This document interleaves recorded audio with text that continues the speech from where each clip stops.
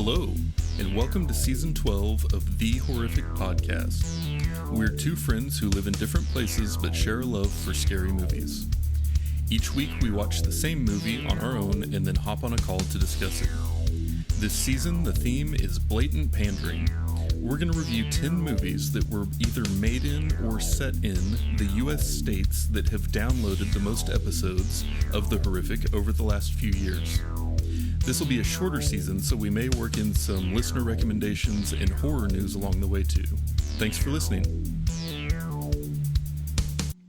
So this movie is, I guess, in celebration of California. Yes.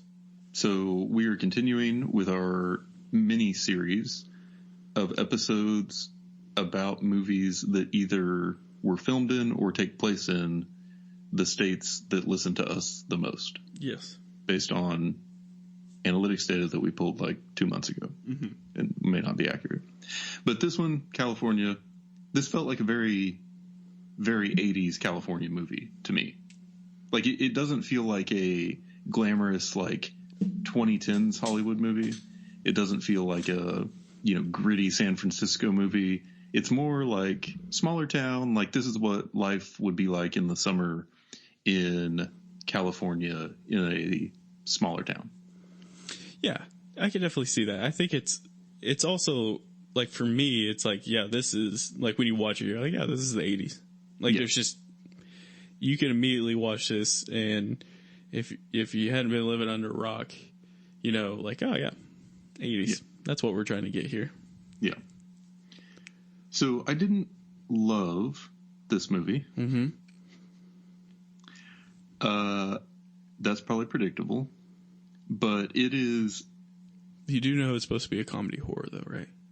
Yeah, okay. And we've been over like that's not really my thing. Yeah. Anyway, but I felt like a lot of it. Well, I just wanted to make sure. Get into it. Yeah, I just wanted to make sure that, like some of the stupid, things that were done. It's like, okay, well, it's comedy horror. So you admit it. Okay, so I will do the introduction, and then you can do your fun facts, and then we will get into the Kiefer Sutherland's bleach blonde details. Love it.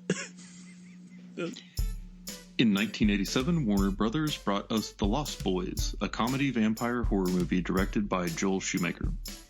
The film tells the story of two boys and their mom who move in with their grandpa, who lives in a small California town that just happens to be crawling with new wave vampires.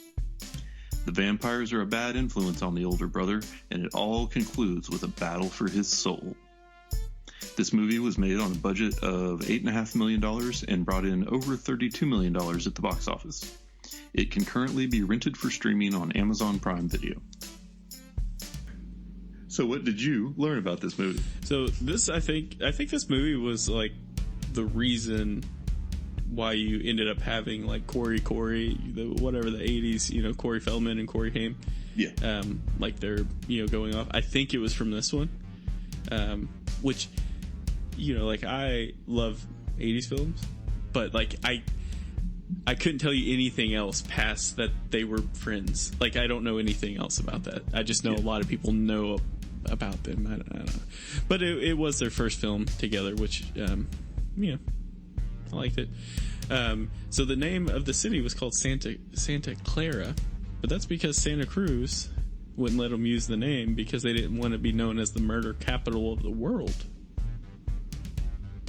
which is what Santa Clara's known for, the made-up town. There's a reason why Corey Feldman is acting the way that he does. Corey Feldman being one of the Frog brothers. He was told to act like, like a Sylvester Stallone, Chuck Norris type action hero, which is why he's his voice is a little bit different and all that. Just whatever. Ben Stiller auditioned to be a Lost Boy and didn't get it. How does that make you feel, Ben? And also, there were post-credit scenes hinting that there was going to be like a sequel, but they did technically have sequels for this film, but they were like Corey Feldman trying to hold on to his career, and just I don't think they were that good. I actually, when I bought this movie, I bought the 3-pack, so all the first, second, and third, because it's like same price, so might as well. I'll let you guys know. Also, they had to wear contact lenses for the effect, and super painful. Messed up some eyes. All that for this film because it was so good. Also, one of the reasons why you don't really see them flying is because, or the vampires flying is because of budgets. They didn't have the money to let these vampires fly. They had enough money to let them hang off a bridge, though. Just like to put that out there. There was also supposed to be another sequel called The Lost Girls, which technically was supposed to take place 21 years after the Lost Boys. Basically, like, it didn't happen because they were technically wanted to kill off all the Lost Boys or all the Lost Boys died in the first, in this film that we're watching, and it just kind of got a little confusing. What can you do? But I'm just going to stop the facts there, except for I just like everyone to know the name of the saxophonist. Is that the word? He's a saxist. He's a saxist. His name is Tim Capello, and he's the shirtless sax player in there. And I actually think, like, dude was ripped. He was jacked. But, like, that was also the 80s where, like, no one knew that steroids was going to, be as bad as they were. Yeah. But anyway, he actually kind of had, like, a resurgence. I would say within the past, like, 10 years. I don't remember. I just remember seeing him a lot and recognizing him from this. But, yeah, so I'm going to keep the facts there. This is definitely a well-known 80s horror movie, so there are just facts on facts on facts on facts for it. But I'll just keep it at those. Nice. Yeah, I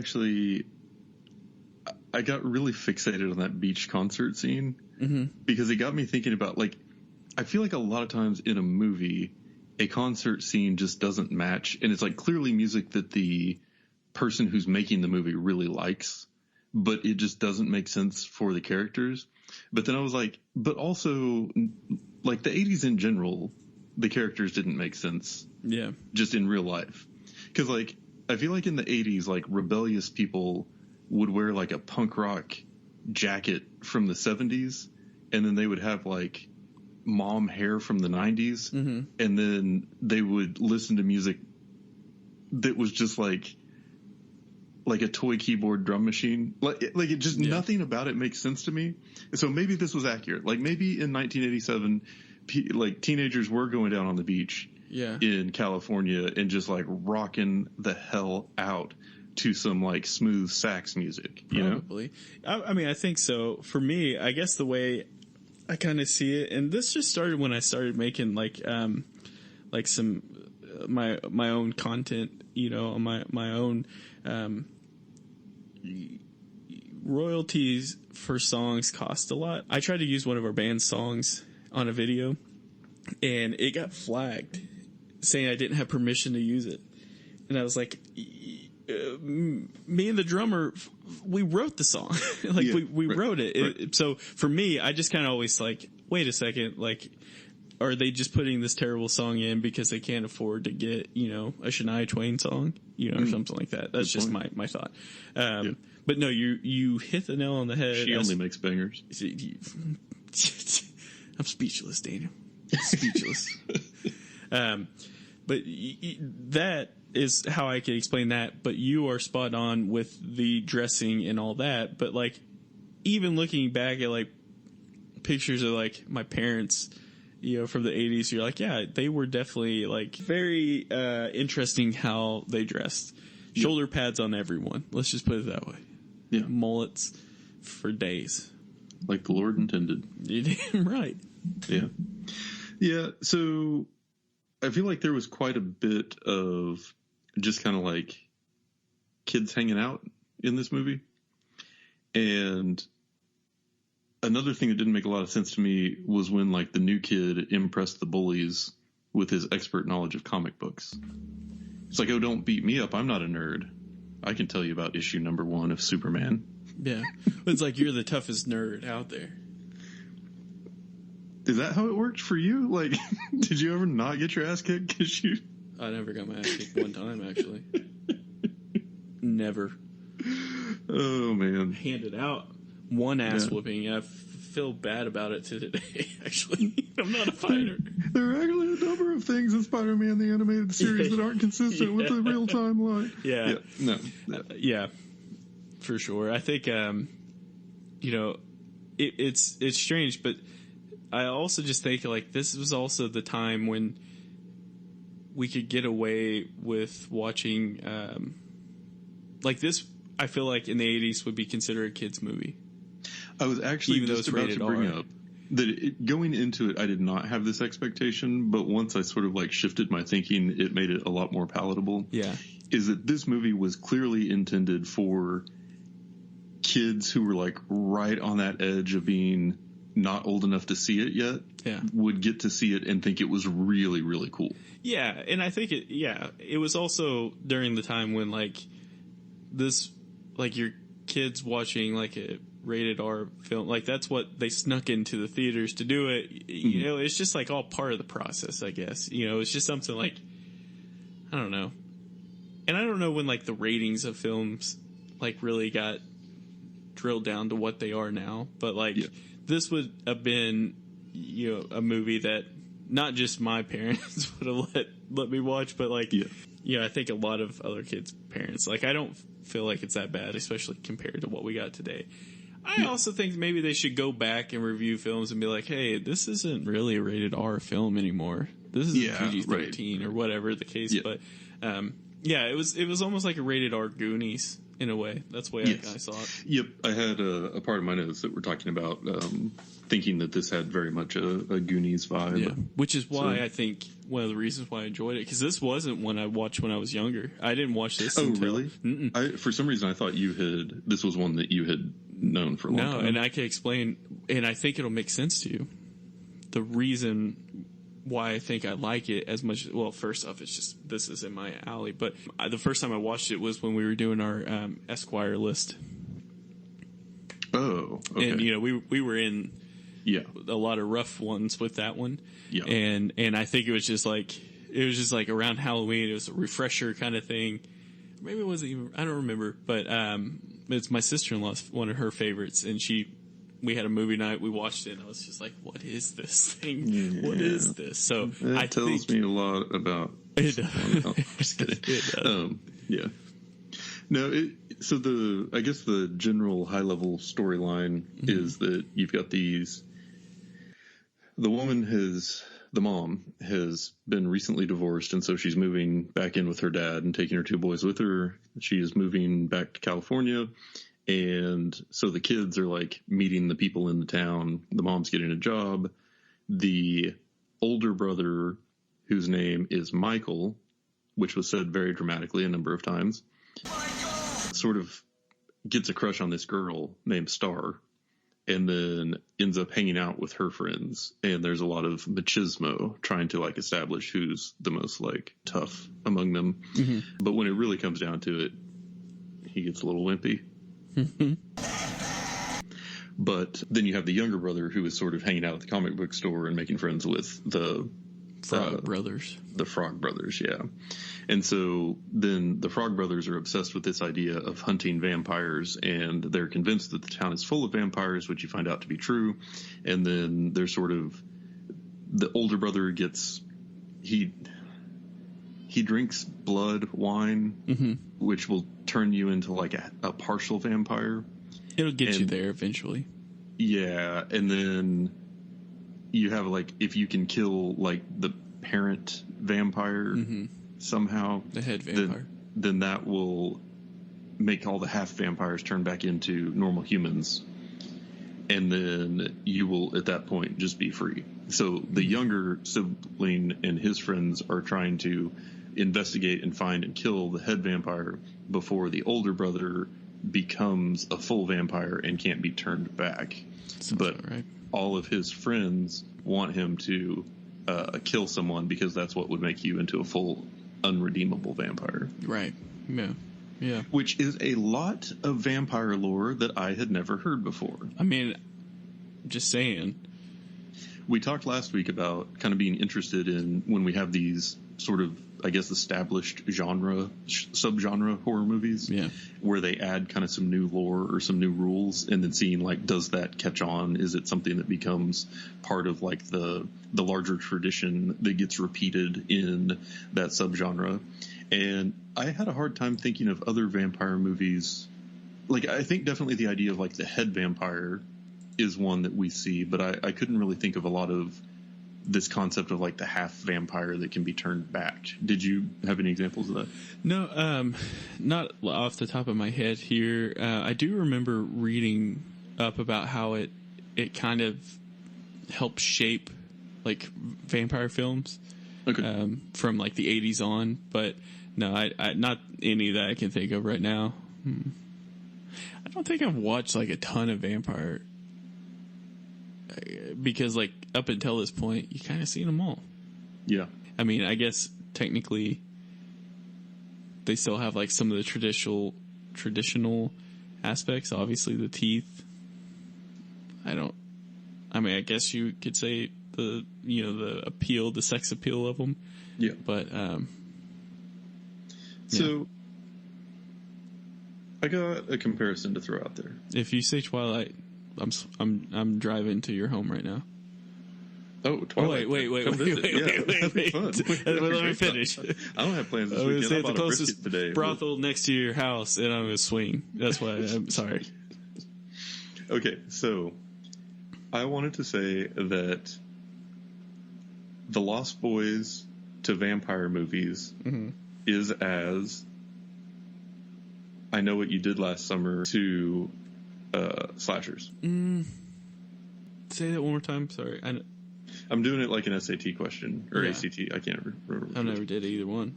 So The Lost Boys is to vampire movies as I Know What You Did Last Summer is to slashers.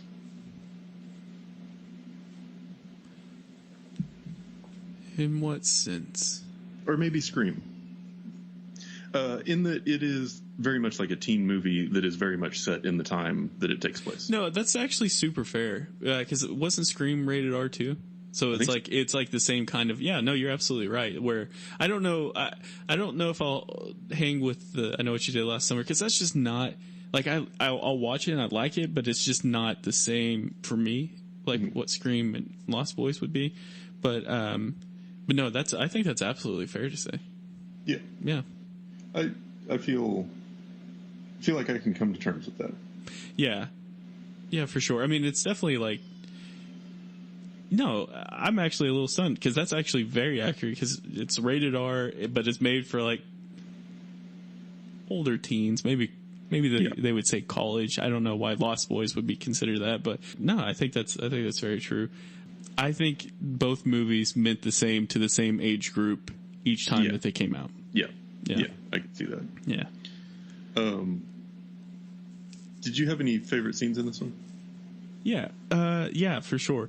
Also forgot to talk about the fact about how it was filmed at the same park that Us was filmed at. The same, what do they call it? The beach walk? Oh, really? Yeah, that's the same one. I did not realize that. I even remembered when we were talking in Us, how I said that we would, I don't know if I recorded it. I remember us talking, like I would talk about that when we did The Lost Boys, because I'm sure we would have done it. But it was the same one. But yeah, I think the 80s films are what I grew up with. So you throw in like, Pee-wee's Big Adventure and Beetlejuice and I think it may have been 90s Lost Boys, Goonies, like the same feeling. So like this just, like I was kind of saying last week, like this just had a comfort feeling to me. So like I enjoyed most of it. I think there were a couple scenes that, as far as the intensity level goes, like when they discovered the vampire lair and went down, like it was like that was like a battle, the way I kind of see it. That was a battle before the war, and they go down and it's kind of creepy.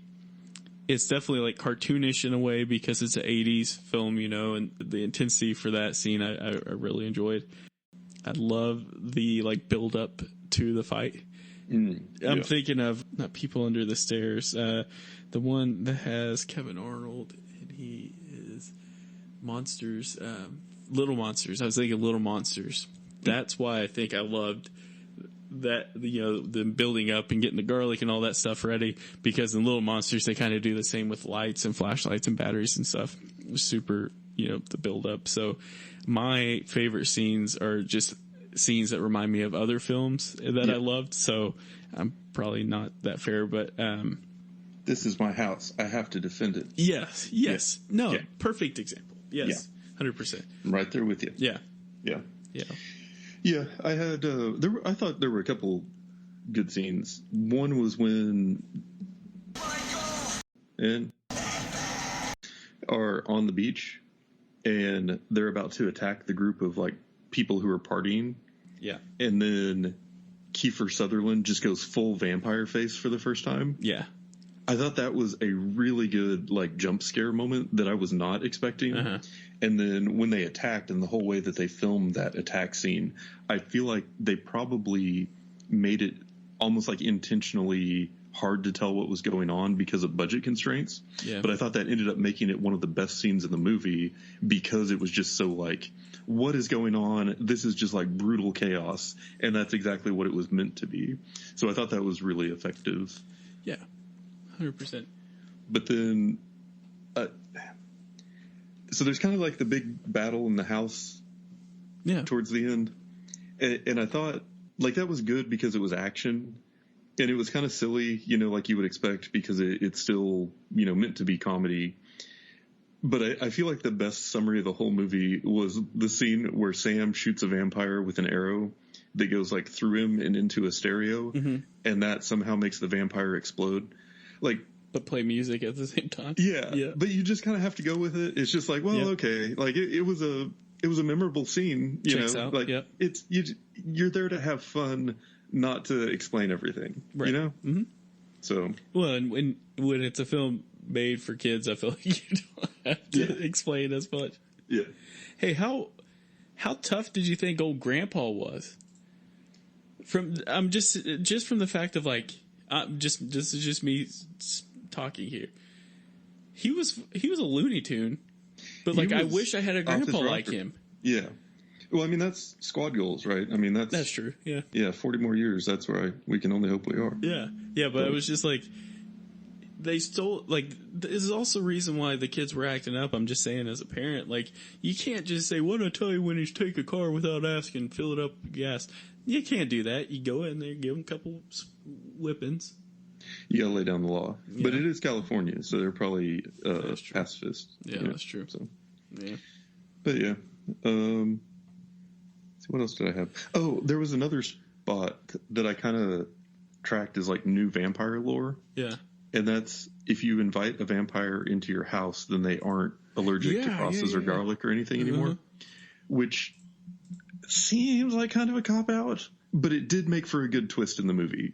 Because I really thought they had disproved that he was the real bad guy. And so it felt a little cheap that like they just made up a rule to get around something. Because you've talked before about you feel like when a movie just like lies to you and then that's the trick, it's not as satisfying. But I was curious like what was going to happen at the end, because when David finally died and then Michael didn't turn back to normal, I was like, oh, did he kill somebody on the beach? Like, is he stuck as a vampire forever in this whole thing? I was like, this is about to get dark. But then you find out, no, the twist is that guy still was the whole time. There was just some rule about vampires that these kids who think they're vampire experts didn't know about, which does seem plausible. It was almost like they were trying to remake the vampire genre, which entails that I would give them a pass to make this to make that rule happen. I mean, I'm here for it. I don't think that one particularly caught on, but I think that there probably isn't as much use for it. No, I agree. It definitely didn't. So, definitely didn't catch on. But no, it's in also true Bryce fashion. I have said in the past, if I like the film, then I'm way more willing to give. Because there was definitely like one of the, when David is fighting Michael. When he's fighting Michael, like they like jump at each other. Like the worst CGI at the end. It was like the worst in the world. It was terrible. Yeah. It was, but yet again, I let it happen. The other thing I think that I kind of liked about this was like there was thought. I feel like there was more thought into this than what people might think. Like, because Max, the ultimate big vampire guy, the big bad guy, which is like an innocent looking nerd. Yeah. Like he looks soft, Yeah. And so for me, it was like they thought about like the twist.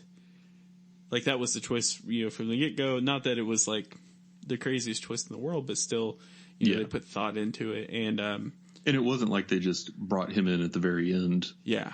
To have a head bad guy. He was like part of the story the whole time. Right. Exactly. And it just, the way it kind of lined up just kind of worked out. But I just, definitely like that too. I mean, I feel like if I were to watch this 1,000 times in a row, or maybe if I had been watching this, for a long time, like Frog Brothers could definitely get a little annoying. Edgar was a little over the top.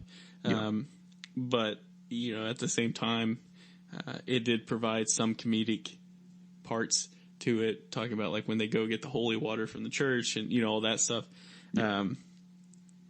Just kind of worked out. And I feel like if you make a horror film with, especially directed towards, older kids or college students or whatever, like you can play with it a little bit more, and I think they also didn't take it as serious. Like I couldn't imagine watching this without having those little funny pieces put in there. It's like this can't be a serious, like a super serious horror film. Yeah, and I think the comedy was very like typical of the time in that I was like, wait, where's the laugh track? Yeah. Like a lot of the moments felt like very like late 80s sitcom-y, but yeah.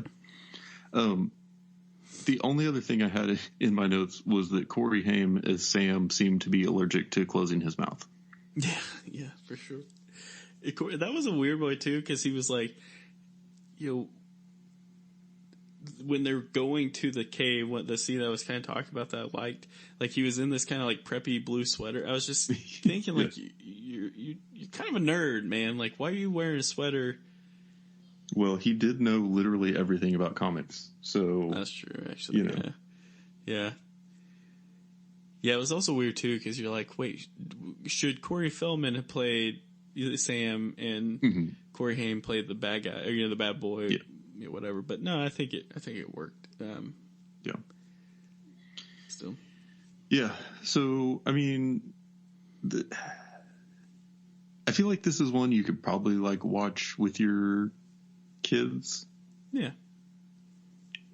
Like at home with the lights on. Like there's some brutal-ish scenes, but as we're getting into Halloween season, I mean, like at what age would you let your son watch this? As you think as a parent, like will nightmares start? Right. Which my parents didn't, they didn't know or care. Yeah. I would definitely say like he would have to be like an early teenager, probably. He's got to survive that episode of Andy Griffith first to prove that's the first one. Yeah. Prove he can hang. Yeah. And I can't remember what I was watching. I was watching one horror film I think it was for the podcast, and he was like zoned into it. Yeah. And I was sitting there, my boy's he just turned 1. And, I was just sitting there thinking like, I don't know if you're like taking too much of this film in, man. like I support, like I support that there's, that he's not going to be influenced by this to do bad things. But I would say early teenager for this one. But like for, like he already owns like 2 copies of like, 30 Days of Night and, Blade and all that. This one's just a little bit too intense for him. So yeah, fair enough. Yeah. Well, that's all I had on this one. This is one that I had definitely heard of and was kind of generally aware of, and I'm kind of glad I can like check the box now. But it's not going to be high on my list to return to. But I am a huge fan, at the end of the day, of the great state of California and all the people in it who download our episodes. Yeah, shout out to Google for writing those scripts that the people who put out our podcast used to make it seem like we had a bunch of people download in California. Didn't I put on the email, though, like, be careful what you say about this movie? Did I not do that? No. Huh. I think I meant to. I really do think. I could have swore I did. So you thought I was just like line stepping this whole time? I thought you were, but I was like, I just remember thinking like, he better not touch this one. But no, I guess I didn't. Yeah, that's funny. Don't take this from me. Yeah, don't. Why do you hate all the things I love? Yeah. Anyway, speaking of things we love, California. Yeah. We'll be back next week with a movie set in or filmed in another state that we love. I think it's Colorado. God bless them. And that's it for today's episode. If you've listened this far, then thank you, and we hope you've enjoyed it. We're always looking for new ideas, so if you have any questions, comments, or movie suggestions, please send us an email at thehorrificpod@gmail.com, or feel free to comment on or message our Facebook page. Just search for The Horrific Podcast. Thanks for listening.